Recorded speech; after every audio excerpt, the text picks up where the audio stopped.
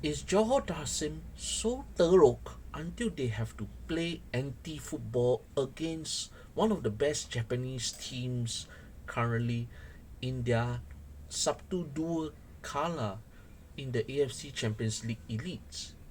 Sure, going to Japan was always going to be a daunting task, not least because of the weather, the overall technical standard of the Japanese teams, and also the conditions that they face away.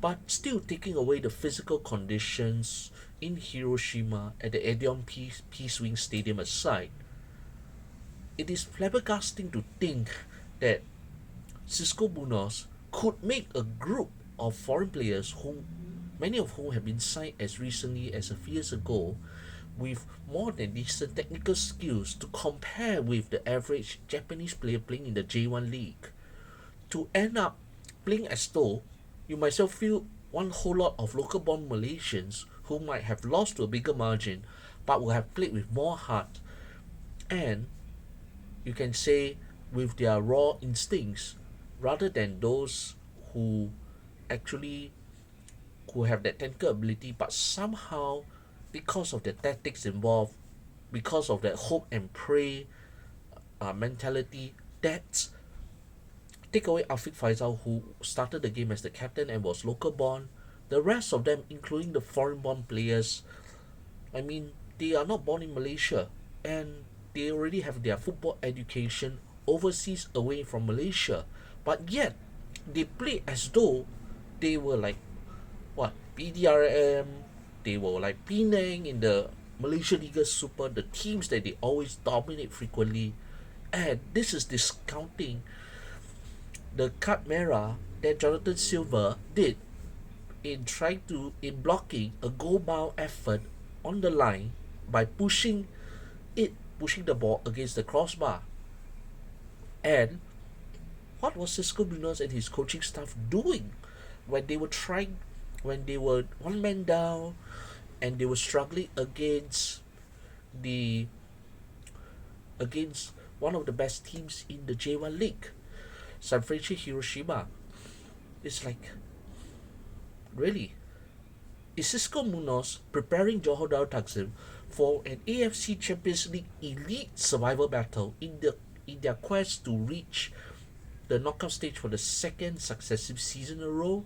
Or is it as though Cisco Munoz was reliving his memories of coaching coaching Watford when they were playing in the Premier League and the odds were stacked against them against survival in the English top flight, which, by the way, he did not survive to finish the full season before Watford were eventually relegated. But it seemed like I can't understand why the Southern Tigers play anti-football. Really, only in the last 5 minutes and in added time, then you see what Johor were able to do with the players that they had on the pitch, with the players of a certain caliber and technical quality that they had signed at the start of the season.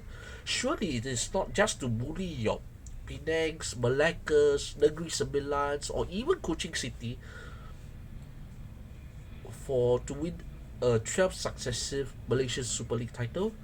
Surely the aim was to fight for to show that they are more than capable of just being one of the teams in the league phase and progress into the round 16 of Asia's highest level of club competition.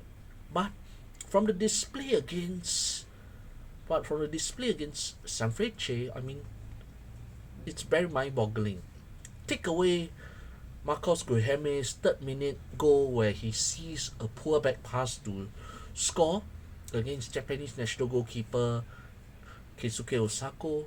The thing is, what were JDT doing? After that, no meaningful shot to test Osako, no meaningful attempt to cause some trouble to ask questions of Sanfrecce, who are technically in the early stages of the transitional phase.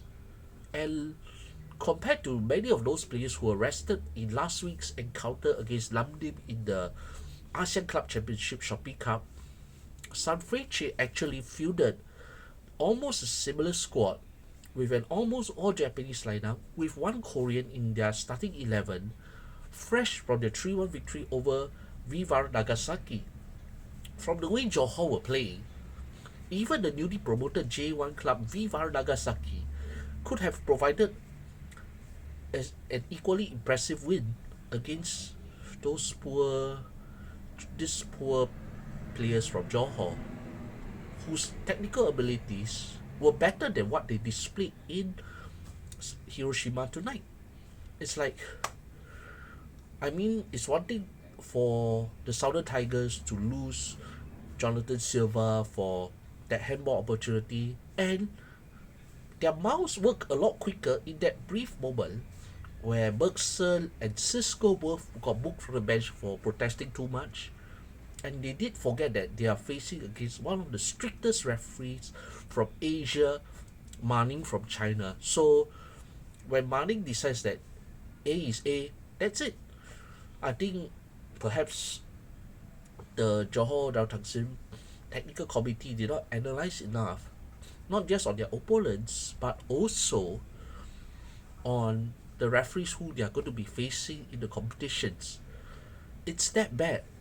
I mean, yes, their defending ensured that it was a narrow defeat on paper, but overall, with the quality that they had, for the first time ever in the ACLE, Eddie Isafilov did not even do a Beckenbauer playing the ball up on the pitch the way he used to do in the previous ACLE games last year.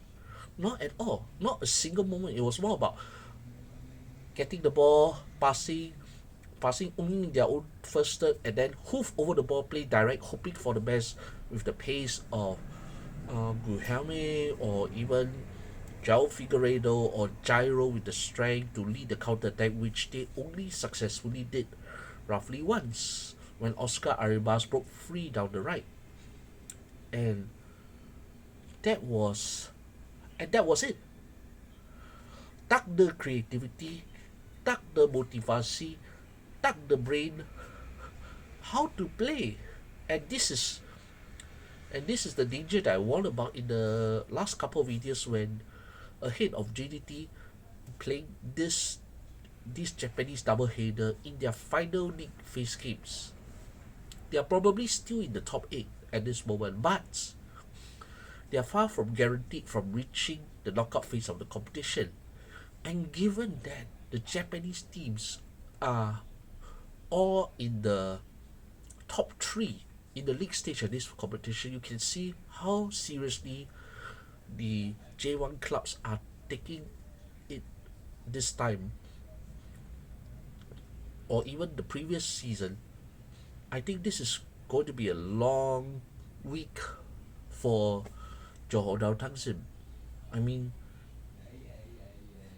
Eddie Isafilov, no dribble up with the ball, normally confident in holding the ball and initiating play down in the middle of the park from his role at the heart of the three-man centre back. Where was that tonight? Kosong. Then you got your wing backs. Arribas one time. Once Silva got sent off, the left side of the play was considered as good as gone. Kosong. That was how poor they are. And did they create any more shots after that opening goal? Kosong. Really? Zero. That was how poor Johor were. And why did they let a group of Japanese players dominate possession? Surely the confidence didn't evaporate overnight in the frosty weather in Hiroshima. What was Cisco Munoz and his coaching staff doing?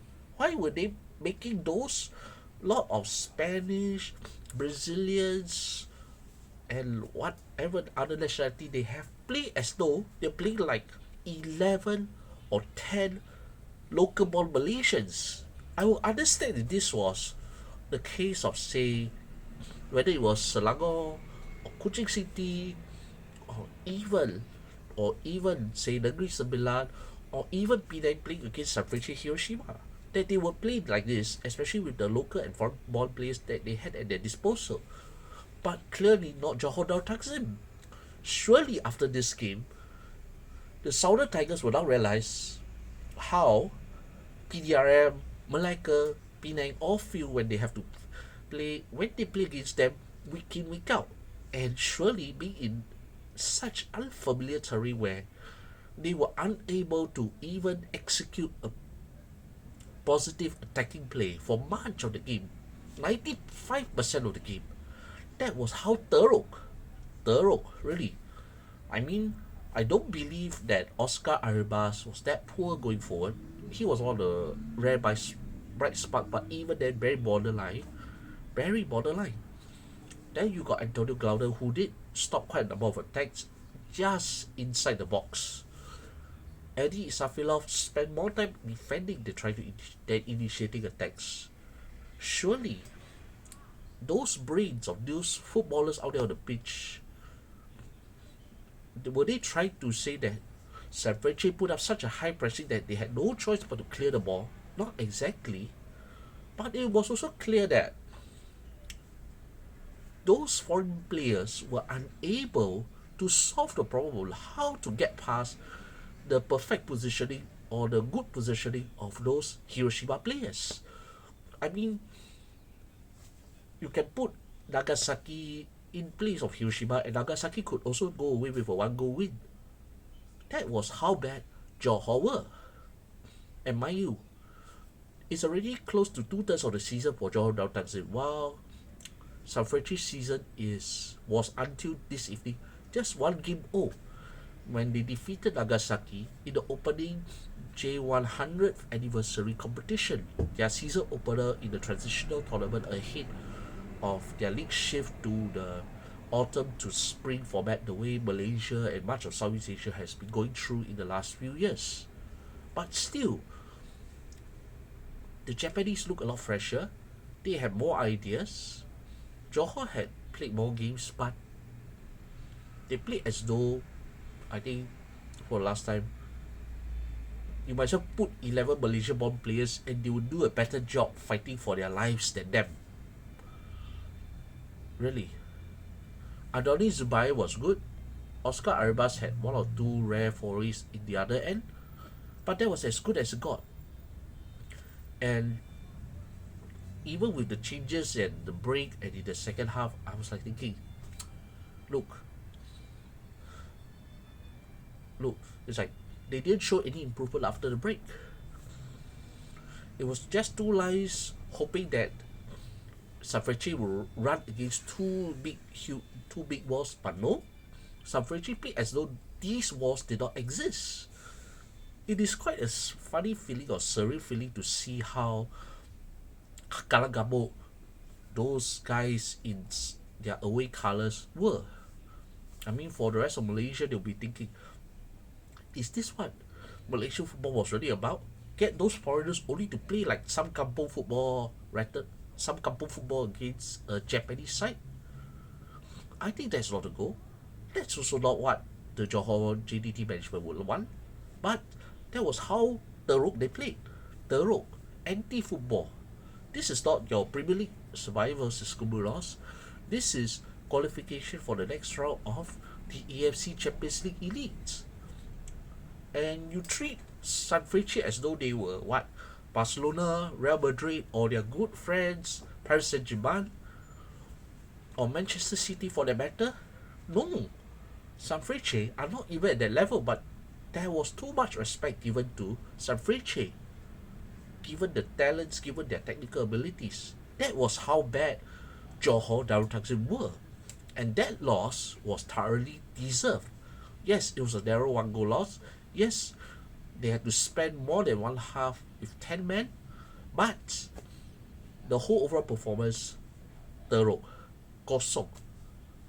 And with Jonathan Silva and Oscar Arribas suspended for the first day of the Lunar New Year final league fixture against Vissel Kobe, who have already qualified into the knockout phase,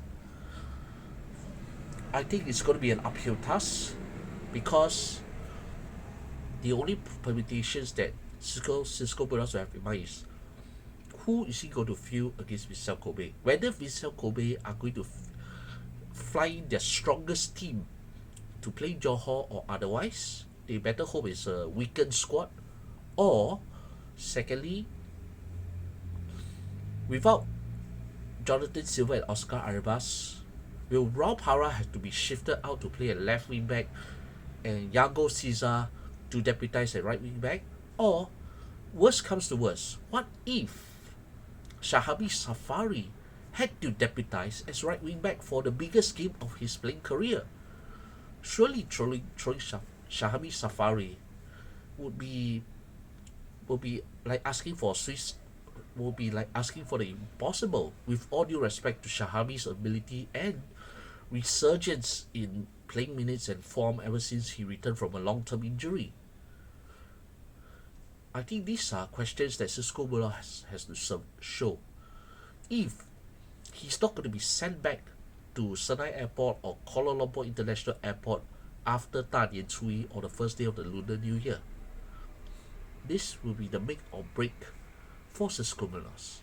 And with the display that his Southern Tigers had shown against Sanfrecce Hiroshima, I'm not confident, tidak confidence, that Johor could stay in top 8 unless it's proven otherwise.